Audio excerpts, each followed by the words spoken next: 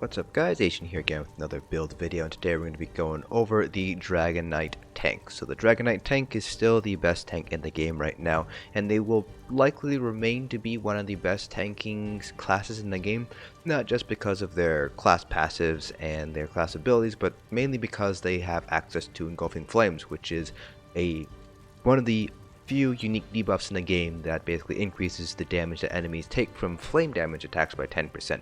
There's really no other ability in the game that's really like Engulfing Flames, and it really improves DPS, especially in the mini trials like Asylum and Cloud Rest, where you have a lot of Magicka DPS. So Dragonknight tanks, you're going to see a lot of them in endgame PvE environments just because of Engulfing Flames, and until they kind of make that change to Engulfing Flames, you're going to see Dragonknight tanks pretty much rule the top of the pecking order when it comes to tanking classes. So just like the rest of our builds, we'll be going over gear, skills, attributes, everything you need to know to basically recreate this build yourself. Now, because tanking is a support role, you do need to be very flexible when it comes to what skills you're using as well as what sets you're using. So we will be going over the different sort of sets that you should be picking up as a tank, and we'll also be going over what sort of skills you should also be considering leveling as a tank as well. So we're going to devote a very large chunk of this video just talking about the different sets, when you would use them, when you would use certain abilities, and things like that.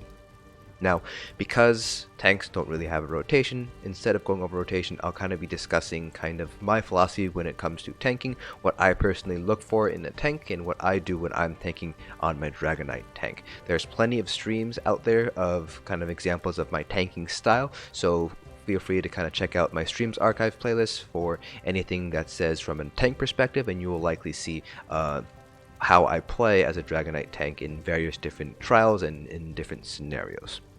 So starting things off first with our gear. So this is kind of a very generic approach that I typically will use when I don't really know what to kind of expect. So this is basically like my go-to generic tanking setup for anything like new DLC dungeons that just got released, or maybe we are not sure what the other tank is wearing, so I just kind of throw this on and be like, hey, this is what I'm wearing. If you need me to switch into anything else, go ahead, let me know, and I'll switch it out.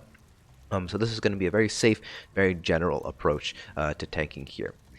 So for our Marsh Helm set, we have Lord Warden. This comes from Imperial City Prison, so you do need to have access to the Imperial City DLC in order to have this set. A lot of these tanking sets do require you to have access to at least some of the DLCs, so just bear that in mind if you do want to become a tank. A lot of these sets are considered the best sets for tanking, and they do require you to have access to a few of the DLCs in the game, so just keep that in mind if you do want to kind of main a tank there. You can certainly get by without running, not having any of the DLC dungeons or any of the DLCs in general, but you will want to pick these up if you do want to kind of get further and further into endgame tanking. Our body set, I have Ebon Armory. This is a base game set. You get this from Crypt of Hearts, so you can farm this from either Crypt of Hearts 1 or 2. Ebon is typically going to be worn on the body, and this is probably going to be the strongest group buff for survivability for the group, because it does add in that about 11-18 max health, and that is affected by your modifiers, your health modifiers. So it's affected by the CP bonus, it's affected by Warhorn bonus, not Warhorn, it's affected by minor toughness, and any other sort of passives that might increase your max health. So it's a pretty strong buff overall for survivability for the group itself. And then for our second set, we have Alkosh. Alkosh is the best support set in the game right now for tanks, and that's mainly because of that synergy from the 5-piece.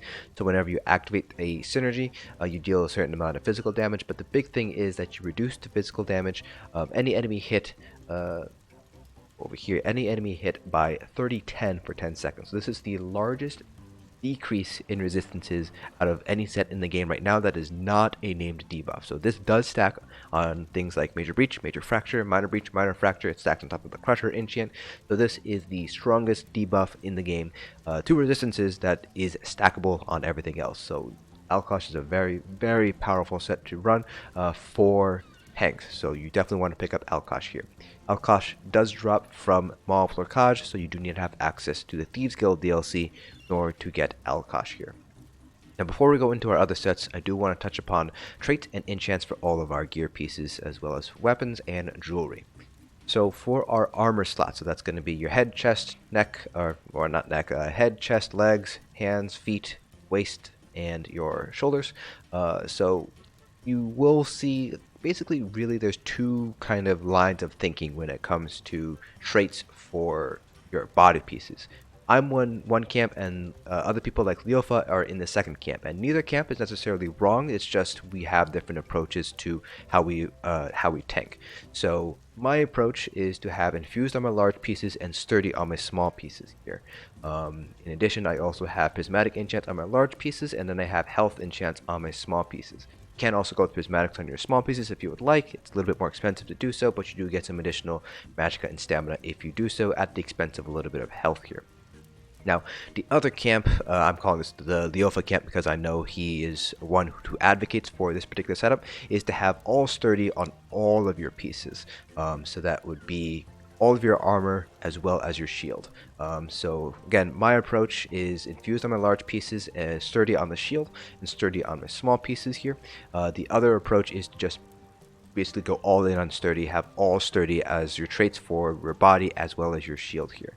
But generally speaking, enchants are pretty much the same. Again, there's kind of two camps here, but it's typically going to be prismatic enchants on your large, health or prismatics on your small pieces, and that does include your shield, so your shield does also get that prismatic enchant as well. Now for jewelry, you have a lot of different options when it comes to jewelry traits and jewelry enchants. So my personal favorite is to just stick with 3 shield plate enchants to help reduce the cost of blocking.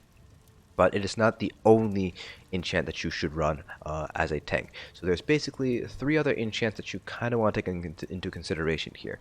The first one is going to be magicka regen. So magicka regeneration is pretty important for a tank. You want to have pretty good magicka regen just because you will, a lot of your buffs, your debuff skills do use magicka, so you just want to make sure you're getting back magicka at a fairly healthy pace. So the magicka regen glyph does help you out there. The second jewelry glyph you want to consider is going to be reduced feat cost. So this reduces the cost of your stamina abilities. So this does help out a little bit with sustain depending on how many abilities you're using and how much stamina you're using per second.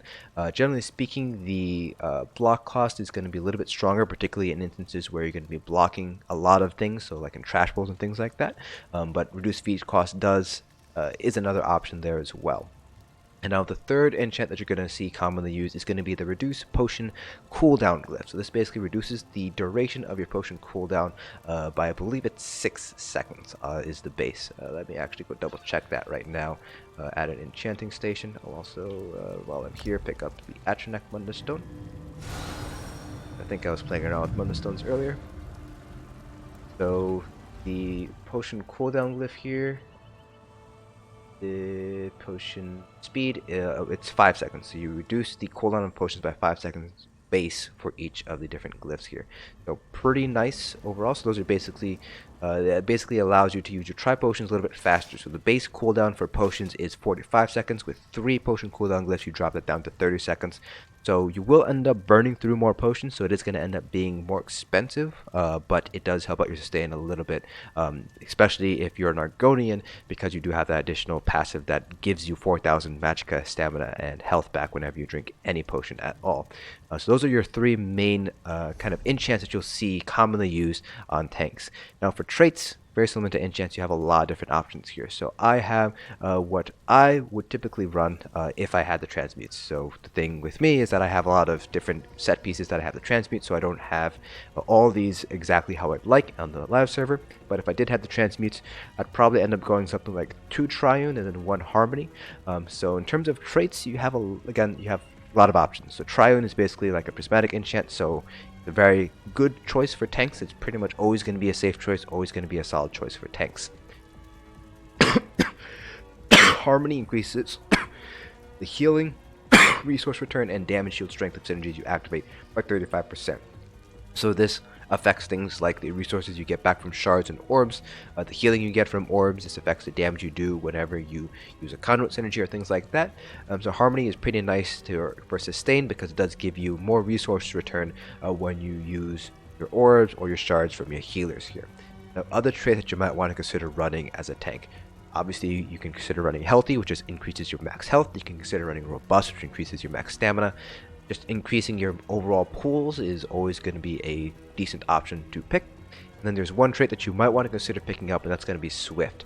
Now, Swift is going to be situationally useful, so I like to use it in Asylum hard mode when I'm an off tank, or in Cloud Rest when I'm taking Cloud Rest. But in those situations, Swift is actually very useful to have. So if you are a tank, you're in a group that runs Asylum very often and you're off tank, or you are running Cloud Rest very often, you might want to try to pick up another jewelry piece and transmute it into Swift, because the additional movement speed is actually a very big help in those situations. You won't necessarily be using it in things like Kraglin trials all the time, but it is a nice sort of trait that you want to maybe have on hand if you're going to be doing, if you plan on doing, I should say, Asylum off tanking or Cloud Rest tanking there. Now for our weapons and enchants and traits. So the front bar is going to be your sword and board bar. So enchants on your sword and board bar are now half the strength of on your staff or a bow. This was changed in Wrathstone to basically cut the enchant strength in half for all one-handed weapons, including for one hand and shield. So the Crusher enchant is not really as strong as it was before in Murkmire. So now the trait of choice for your front bar is going to be Decisive. So whenever you gain ultimate, you have a 20% chance to gain one additional ultimate. Generally speaking, it's not going to give you all that much ultimate in the long run. It sounds like you get a lot of ultimate, but it's really not going to give you that much ultimate in general, but is probably the best trait right now for tanks. Other traits you might want to consider is defending for some more resistances. You can get powered for additional heals if you have self heals on the front bar, for example. Those are kind of your options there. Now you will notice that I am using a Drained Stamina Poison instead of a Crusher enchant.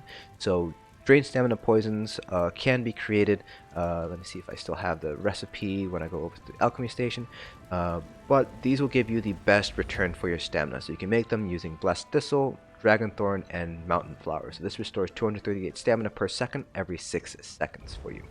Now if you want to compare this to something like an Infused Absorb Stamina Glyph here. So an Infused Absorb Stamina Glyph on your main hand here, if you go ahead and put that down and get rid of our poisons, will give you 177 if it's not infused, and if it is infused, go all the way up to our sword here, and if it is infused, it'll give you 230 stamina every 2 seconds. So infused will give you 230 every 2 seconds, so if you kind of work it out, that's about 230 regen per second. But if you have Decisive or any other trait, then it's going to be 177 instead. Now, the Drained Stamina Poison will give you 238 stamina per second for 6 seconds on a 10-second cooldown. So if you are going to be running Decisive on the front bar like I have here, a Drained Stamina Poison will give you more stamina on average than an Absorb Stamina enchant will. So that's something you kind of want to keep in mind. It is a good option to run. If you want to stick with Infused with an Absorb Stamina enchant, you certainly can. That'll actually probably give you a little bit more sustain compared to the Drained Stamina Poison, but the Drained Stamina Poison is probably going to be best if you do decide to go with Decisive here for sustain. Your Crusher enchant is now going to be on your back bar. So we have an Ice Staff of Alkosh on our back bar. You can also use a Lightning Staff. Which one you decide to use is really kind of up to personal preference. The Ice Staff does give you additional block resistance, so you basically can block more damage if you have the Ice Staff and you have the Ancient Knowledge passive. It also reduces the cost of blocking. Now, if you're using the Ice Staff, if you take the Tri-Focus passive here, you will end up using your Magicka when you block. A lot of tanks don't like to do so. It's kind of up to you if you want to do it or not. I personally pick it up on my tank on live, and I haven't really had an issue with Magicka sustain, but some tanks like Vykosa prefer to use stamina instead while blocking on the Ice Staff bar. So it's kind of up to you which one you want to go for there. But regardless of whether you take the Tri-Focus passive, the Ancient Knowledge passive will still be active, so you still get that reduction in the cost of blocking, as well as the increase in the amount of damage you can block by 20%. So Ice Staff is very useful in those instances where you might be on your back bar to block abilities and block attacks and things like that. The Lightning Staff, on the other hand, you would be using this if you want to improve off-balance uptime, because you can run Lightning Blockade, which will help improve off-balance uptime. So in those instances, these are typically going to be your full-length trials, so basically not Asylum or Cloud Rest. The Lightning Staff is going to be a little bit more useful. Now, obviously, if your healers are both running Lightning Blockade and your off-balance uptime is already at maximum, then a Lightning Staff really isn't going to do all too much for you, in which case you can run Ice Staff instead. Those are basically your two main options for backbar weapon options there. And you will be proccing your Crusher enchant from your back bar, so you will typically be using Blockade in order to proc your Crusher enchant on the back bar here. Alright, so now that we've kind of gone over kind of your gear, traits and traits and enchants, things like that, let's go ahead and talk about alternative sets that you could run here. So like I mentioned earlier, tanks are support roles, which means you need to be very flexible when it comes to sets that you're going to be wearing. Particularly because Ebon won't stack up, so you can't have two Ebons and basically add the 5-piece bonuses together. You only get that one instance of Ebon. So other sets that you might want to consider running. Akaviri Dragonguard is a heavy armor set that you can get from Eastmarch, so you can farm it or buy it off of guild traders. It reduces the cost of your ultimates by 15%, so this basically drops the cost of your Warhorn down from 250 to 213. Basically gives you a little bit faster Warhorn uptime, longer Warhorn up, or I should say not longer, but better Warhorn uptime, better major force uptime, so your DPS can do more damage. So that's where Akaviri Dragonguard comes into play here. Bonuses are actually very nice as well. Max health, match Caridian, and healing taken. Other sets, I have quite a few sets here, so bear with me here. Well, Werewolf Hide, or Hide of the Werewolf, is a medium armor set that you can get from Glenumbra, so you can get it from guild traders, or you can farm it yourself here. So this is a medium armor set, so you will need to run jewelry and weapons, very similar to Alkosh, because Alkosh is also a medium armor set. So again, you will need to pick it up in jewelry and weapons. And as you can see with the 5-piece, when you take damage, generate 5 ultimate. This effect can occur once every 5 seconds. Obviously, as a tank, you're taking a lot of damage. Incoming damage is pretty common if you're tanking, so you will be able to get this ultimate generation pretty quickly, pretty consistently, and very similar to Akaviri Dragonguard, this basically helps improve your major force uptime by getting your Warhorn up a little bit faster that way. So Werewolf Hide, if you're able to proc it on cooldown, gives you an effective additional 1 ultimate generated per second, so pretty nice overall. Jealous Tenacity is a heavy armor set that you can get from Moonhunter Keep, so you will need to have access to the Wolf Hunter DLC in order to get this. This is a little bit more niche because that 5-piece you have to lose 7,000 or more health in a single attack to gain your Major Vitality bonus. So you might not necessarily be using this in many scenarios. There are a few scenarios where this might be helpful. For example, if you are the main tank for St. Ohms in Asylum hard mode, or Vet Asylum in general. If you're doing Cloud Rest, for example, Zamaja can deal 7,000 or more health in one blow, so you can maintain a Major Vitality. Very useful for Execute when you get Baneful Mark too as the main tank. So Jealous Tenacity is definitely a set that you might want to consider picking up, but it's not a must-have set. If you don't have this set, people or guilds are still going to take you in. Reaching Plate is another one of those very niche sets that you might want to consider picking up, but it's not absolutely necessary for a tank. So this is a heavy armor set that you can get from Imperial City Prison, so you do need to have access to the Imperial City DLC in order to grab it. So this is going to be more used for trash instances where you have a lot of trash and you're running 1 tank 3 DPS, for example, or your healer might be dead, or you just don't trust your healer because you're pugging something, for example. So basically whenever you take damage, you summon a Clouded Leeching Poison, which deals a certain amount of poison damage every second for 5 seconds, and it heals you for 100% of the damage caused. Now, technically there's no cooldown on this set. The internal cooldown is actually 5 seconds, and again, you are taking a lot of damage as a tank, so expect this to proc very often, especially when you're in a situation where you have a lot of adds. So for example, Dragonstar Arena, Black Rose Prison. Leeching Plate is very nice to have for your own personal health sustain. See what other sets are there. Not that one, not that one. Actually, I do want to talk about Vestments of Olorime. So in 4-man content where you are running 1 tank 3 DPS, you might be asked to run Olorime. So this is a light armor set that you can get from Cloud Rest, so you do need to have access to the Somerset expansion in order to grab this set. The thing with Olorime is that if you are, again, in that 1 tank DPS scenario, you can provide major courage to your DPS this way. So that's where Olorime would come into play. Very similar to Alkosh and Werewolf Hide, you will need to get the jewelry and the weapons if you are going to be running Olorime. Plague Doctor is a selfish set. It's a heavy armor set that you can get from Deshaan, so again, you can either farm it or buy it off of guild traders. It's just a plain selfish set. The 5-piece just adds 4,000 max health to you. So if you want to be selfish, then by all means go ahead and run Plague Doctor there. And I believe that is it for sets that you want to pick up as a tank here. Now for Monster Helm sets that you want to pick up, so besides Lord Warden, you do have a couple of other set options when it comes to Monster Helms. Bloodspawn is another very popular monster helm set for tanks to pick up, so this can be found from Spindle Clutch 2, so this is a base game set here. So whenever you take damage, you can generate 14 ultimate and increase your physical and spell resistance by 6450 for 6 seconds. So this is a chance to proc. The one piece isn't really very useful. Stamina regen is 0 when you're blocking, so it's not all that useful overall. So Bloodspawn is just there for the ultimate generation. Very similar to Akaviri Dragonguard and Werewolf Hide, just gets your Warhorn up faster, so you're able to use it quicker, and you're able to get a better major force uptime there.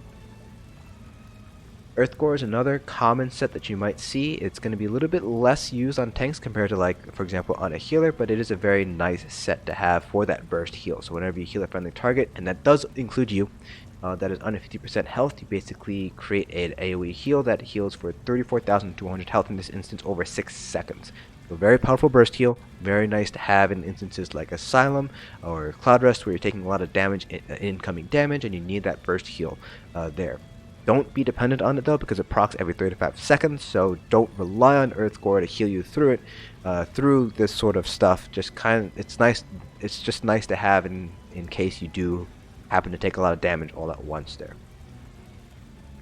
Already talked about Lord Warden. And then the two other monster helm sets here. Stonekeeper is a new monster helm set that comes from Frostvault. The one piece basically is a triglyph, and then the two piece, when you block an attack, you gain an energy charge stack up to 1 stack per second, and when you gain 6 charges, you release the energy, restoring 5350 stamina and magicka, and healing in this case for 6099. And after you release the charges, you can't gain new ones for 14 seconds. So this basically gives it a 20-second cooldown, and this is basically very similar to Plague Doctor. It's a selfish set, so it basically gives you magicka and stamina every 20 seconds. It heals you for a certain amount every 20 seconds. So the heal itself is not going to be quite as strong as Earthgore, but unlike Earthgore, it does also give you stamina and magicka. So you might find this useful in instances where you need to sustain. You might not necessarily be able to run balance, or you might not have the ability to run deep thoughts to get your stamina and magicka back. So another set that you might want to consider picking up for selfish situations. And finally, I believe this is the last one. Yes, it is. Thurvokun. So this is a monster helm that is dropped from Fanglair, so you do need to have access to Dragonbone's DLC in order to grab this set. So basically, whenever you take damage, you create a pool of desecrated bile for 8 seconds, and enemies in the bile take a certain amount of disease damage every second, and are afflicted with minor maim in minor defile for 4 seconds, reducing your damage done by 15%. So this basically acts as an AoE minor maim. Now you already have this in your toolset with Choking Talons, but that does end up using magicka. So Thurvokun is nice because now you don't have to worry about using magicka to apply a minor maim using Choking Talons, and it procs on cooldown. So it lasts for 8 seconds, the cooldown is every 8 seconds, so as long as you're taking damage, it's a 100% chance to proc, so you have very, very good uptime on Thurvokun. Very, very useful for trash scenarios, so Dragonstar Arena, Black Rose Prison, and 4-man content. Thurvokun is very nice to have as a alternative monster helm set here. So, like I said, that is pretty much all of the gear that you commonly see being used as a tank. Now going over our character sheets, I am a Nord. Nords are considered to be one of the best races for tanking, and that's because of their racial passive. So they get 3960 physical and spell resistance, they get 5 ultimate every 10 seconds. When you take damage, you get 1500 max stamina and 1000 max health. So overall, very nice bonuses to as a tank. Now there are a couple of other racial options here. So race doesn't actually make that big of an impact on tanking as it does on DPS or healers. If you guys have watched my streams, you'll know that I tank on a Dark Elf, regardless of whether that's my Warden tank or my DK tank, and I've pretty much cleared all the content in the game and pretty much run all the content in all the different potential main tank, off tank roles. So you don't need to be a Nord in order to do very well. You can be a Dark Elf like I am, you can be a Khajiit like Wooler. It's kind of, race doesn't really make that big of an impact on tanking. But if you do kind of want to min-max, Nord is going to be the best, followed closely by Imperials. So Imperials do get max health and max stam, and they also get a nice 3% cost reduction to all abilities, and that does include things like block and ultimate cost, and dodge rolling and things like that. Plus they get 333 magicka, stamina, and health back whenever they deal, I believe it is direct melee damage every 5 seconds. So they do have a little bit of additional sustain built in there as well. The Nords and Imperials are going to be your two top choices. Argonians are also a very nice choice because they have a potion passive Basically, whenever they drink any potion at all, they restore 4,000 health, magicka, and stamina, so it just really helps out your sustain overall. A tri-potion basically will bump you up about 12,000 additional resources, so very nice for sustain that way. They do get 60% healing done, and I believe it's 1,000 max health. I don't remember off the top of my head, but they don't have any sort of max stamina bonuses, so you will have to put a couple more points in the stamina to kind of offset that, because they do get max magicka instead.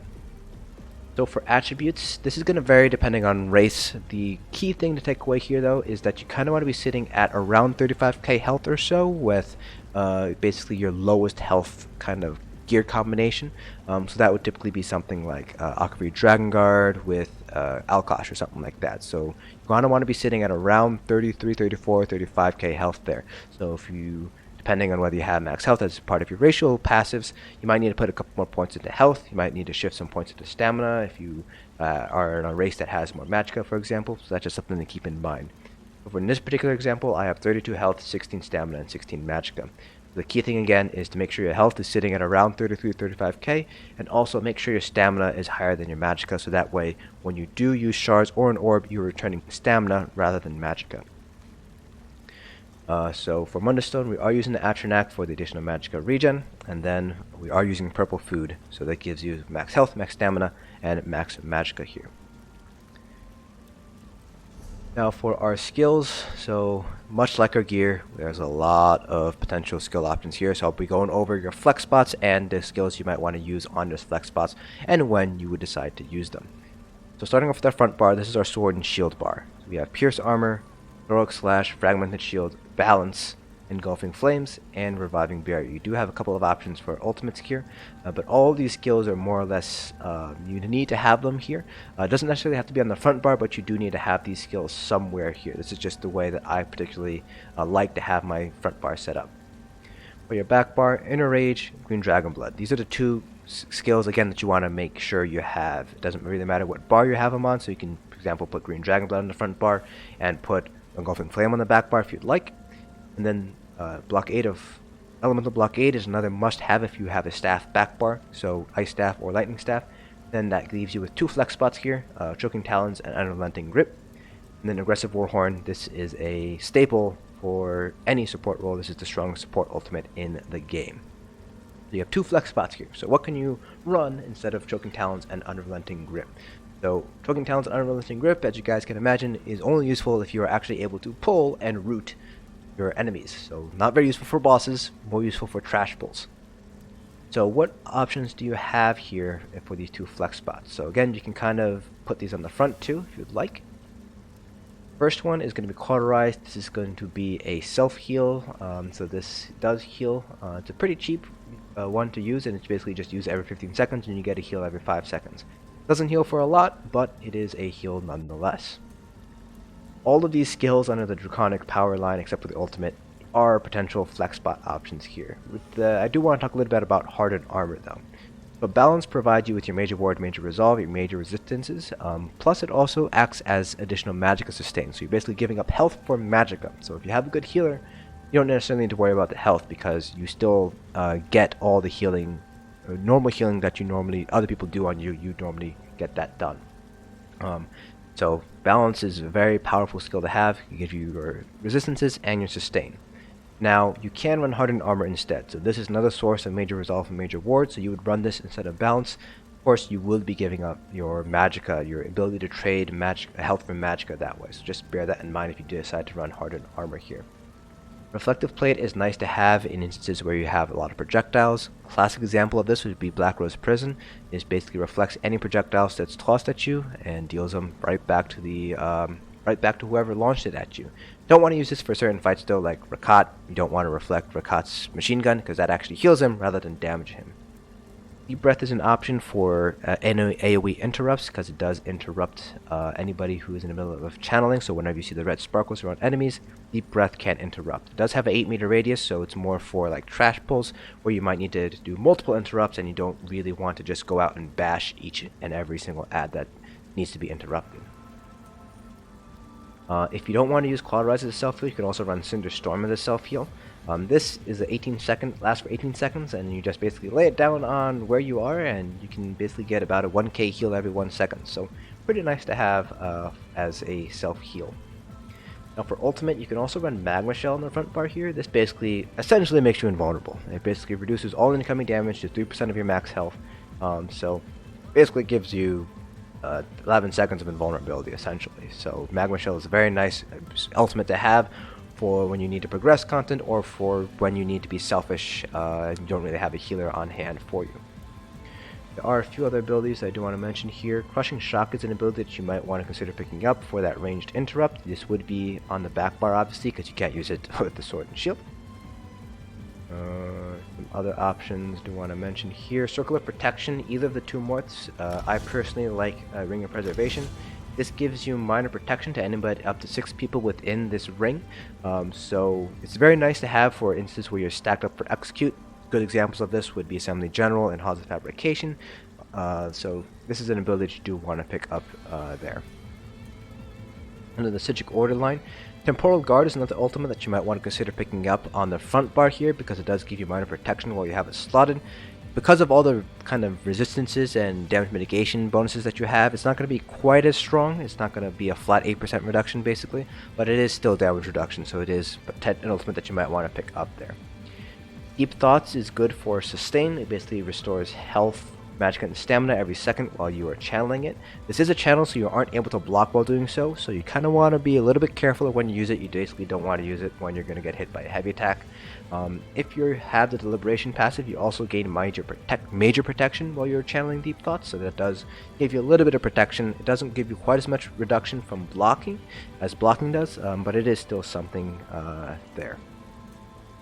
Under the Undaunted line, you can run Overflowing Altar for the minor lifesteal to give your group a little bit of additional healing as well as provide a synergy. You can run Bone Surge for the major vitality bonus. It does require somebody to activate synergy though, so if you're not within melee range or nobody can activate synergy, then obviously don't bother running Bone Surge. Energy Orb, you won't really be using this all too often, but it is something nice to have because you can spit out orbs and heal somebody. It is very expensive to use though. 44.99 magicka cost here. It does heal for a pretty decent amount even as a tank, but it's mostly for that combustion passive. You do get some additional resources out to the rest of the group if you're able to run Energy Orb this way. Resolving Vigor for a self heal. If you need to purge anything, you obviously want to make sure you have efficient purge active, and those are basically all of your flex spots there. Whew. So we are almost at the end of this video. We've finally gone over all of our gear and skills. So like I said, we take the vast majority of this video is just going over the sort of flexibility, the sets of skills you need to have as a tank. Now, going over our champion points. So the CP cap is not changed between Murkmire and Wrathstone, so the CP cap is still 810, which gives us 270 points to put across each of our 3 different constellation types. So starting off with our green CPs, I had 64 into Arcanist, 56 into Tenacity, 62 into Shadow Ward, 40 into Tumbling, and 48 into Warlord. So you can kind of divide your green CPs however you'd like. You want at least 61 to Shadow Ward for that block cost reduction, but Tumbling and Warlord and Sprinter are all good options to kind of put your points in. It really depends on kind of what you anticipate doing more often in the content that you're running. Now for blue CPs, I have 75 Blessed, 81 Elfborn. These are very important to have for the healing done, and then crit heals from if you happen to get any crit heals with Green Dragon Blood. Then I have 52 into Precise Strikes, just in case I use Vigor, so that way I get some critical heals from Vigor as well. 30 Piercing, 32 Mighty. So once you have this 75-81 into Blessed and Elfborn, you can really put your points really wherever you like, because the blue CPs are more for DPS, and as a tank, obviously you will not really be DPSing all that much. Finally, our red CPs. This is a one-size-fits-most approach, so this is not necessarily going to maximize the mitigation across any single piece of content. It just gives you a good mitigation across all pieces of content. I have 81 Ironclad, 61 Thickskin, and 64 into Hardy and Elemental Defender. Alright, so that is pretty much all of the build information, so now let's go ahead and talk about tanking philosophy. So, tanks are support roles. That means you're going to be more or less going to be reactive / proactive compared to having to follow a set rotation here. So real quick, because I know this video is kind of getting long here, The few things that you want to make sure, so your first job as tank is to obviously survive and make sure you have taunt on the boss. If you don't have taunt and you're dead, you're not a very good tank. So those are obviously going to be your two main priorities. Once you have those priorities pretty much locked down, once you have the experience to kind of know the boss mechanics, you have taunt on the boss, your survivability is fine, then you can start focusing on your second job, which is buffing and debuffing. So you want to buff your allies and debuff the enemy. So obviously buffing your allies is typically going to be more passive, so that's going to be things from like Ebon, Warhorn, things like that. That's stuff you're already really doing. Debuffing is going to take a little bit more kind of conscious thought, because it is typically your active abilities that are actively causing these debuffs. So the first one you obviously want to make note of is Engulfing Flames. Running Engulfing Flames, try to keep it up. It has a 10-second duration, so every 10 seconds you just want to go back to whatever bar you have Engulfing Flames on and just use Engulfing Flames. The other debuff you want to make sure to have is going to be Minor Maim from Heroic Slash. Heroic Slash applies Minor Maim, which reduces damage done by whoever is affected by it by 15%. It also gives you Minor Heroism, so basically is a buff for yourself and a debuff for the enemy. So make sure to maintain Heroic Slash, so you want to make sure to use it every 9 seconds for that Minor Heroism. It's 12 seconds for the Minor Maim, but you do want to maintain Minor Heroism, so just make sure you're using Heroic Slash every 9 seconds. Now, with Fragmented Shield, you want to use this at the very least every 6 seconds for the additional ultimate from Mountain's Blessing. So Mountain's Blessing gives you 3 ultimate at most every 6 seconds. You just want to cast Fragmented Shield at the very least every 6 seconds to make sure you're getting the most out of Mountain's Blessing. Now, if you need the additional stamina, then by all means go ahead and spam Fragmented Shield if you'd like for the Helping Hands passive to get that stamina back, but at the very least you want to use this every 6 seconds or so. Maintaining your major resistance buffs is obviously very important, so just make sure you're maintaining that using Balance or Hardened Armor if you're running that. And that's pretty much it. The other thing you want to make sure to maintain is going to be Blockade for that Crusher enchant on the back bar. Now, if you do have Crusher on the front bar as well, on your Swordboard bar, that is a weaker Crusher, but it will not override your stronger Crusher if you have Blockade up. So, if you happen to apply your weaker Crusher and then go to your back bar and apply the stronger Crusher will override the weaker Crusher, but the vice versa is not true. So if you have the stronger Crusher active, the weaker Crusher will not override that stronger Crusher at all. So that's basically kind of my philosophy when it comes to tanking. I want to make sure that I'm able to survive, and then I want to focus on my debuffs and buffs. So Blockade is very important to maintain, as well as Heroic Slash and Engulfing Flames. Those are probably going to be your 3 top things you kind of want to maintain there. And from there, it's basically just know your mechanics and don't die. Like I mentioned in the beginning of this video, I have a lot of different content that I've run as a tank, so if you guys check out my streams archives playlist, you will be able to find plenty of videos from a tank perspective, so you guys can get an idea of how I approach tanking from various sort of angles, various sort of goals, anywhere from just stay alive because we're doing a no death run to maximize debuffs because we want to get as much DPS as we can out of the group, basically. So that's pretty much it for this build video. If you guys have any questions or comments, please feel free to leave them down in the comment section below, and I will answer them to the best of my ability. Hopefully you guys found this video informative, and I will see you guys in the next dungeon.